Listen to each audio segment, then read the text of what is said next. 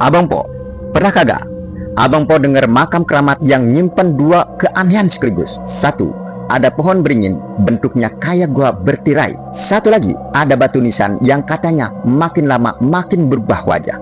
Penasaran?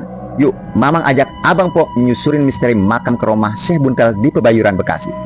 Perjalanan Mamang kali ini nyampe ke makam Karomah Syekh Buntel, atau yang dikenal juga dengan nama Pangeran Papak Jayadiningrat. Lokasinya ada di Kampung Tangkorak Banteng, Desa Karangjaya, Kecamatan Pebayuran, Bekasi. Nah, Abang Po, pas baru sampai aja, Mamang udah langsung dibikin merinding sama keanehan yang pertama. Di area makam ini, agak masuk ke dalam, berdiri pohon beringin tua yang bentuknya kagak biasa. Masya Allah, akarnya menjuntai kayak tirai. Dan di tengahnya ada rongga besar mirip pintu gua. Orang dewasa juga bisa masuk ke dalamnya. Menurut cerita Bapak Ita, keturunan kelima sekaligus juru kunci di sini, tempat ini dipercaya sebagai lokasi tapak mukso.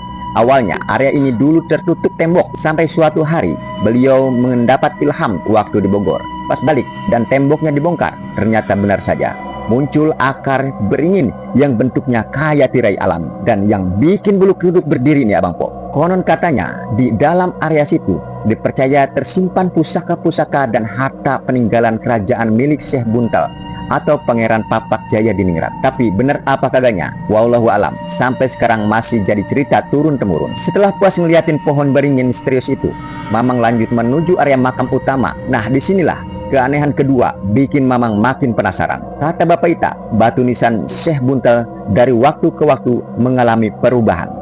Dulu awalnya cuma terlihat garis-garis biasa, tapi makin kesini bentuknya berlahan mulai menyerupai wajah sepuh.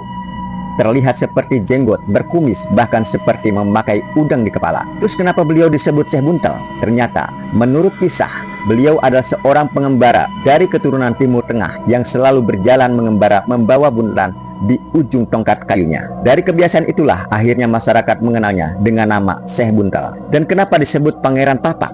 Konon katanya, karena Pangeran Papak tidak memiliki pusar seperti manusia seperti umumnya. Dan di samping makam Syekh Buntel, yaitu makam istrinya yang bernama Matua Kumbang. Menurut Bapak Ita, di sekitaran wilayah sini juga masih banyak keturunan Syekh Buntel yang tinggal turun-temurun, termasuk Bapak Ita sendiri yang menjadi juru kunci makam ini. Nah, itu cerita singkatnya dari Syekh Buntel.